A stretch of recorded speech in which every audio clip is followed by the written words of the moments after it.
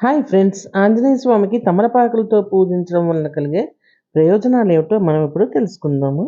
ఆంజనేయ స్వామికి లేత తమలపాకుల మాలను వేస్తే రోగాలతో ఇబ్బందులు పడే వారికి త్వరగా గుణం కనిపిస్తుంది. ఇంట్లో మాంత్రిక దోషాలు ఉన్నవారు ఆంజనేయ స్వామికి తమలపాకుల హారాన్ని వేస్తే మంత్ర సంబంధమైన పీడలు కూడా తొలగిపోతాయి. ఇంకా వ్యాపారంలో చాలా నష్టాలు వస్తూ ఉంటే స్వామివారికి తమలపాకుల హారాన్ని వేయించి తమలపాకులు, పళ్ళు దక్షిణ సమేతంగా దానం ఇస్తే వ్యాపారం వృద్ధిలోకి వస్తుంది.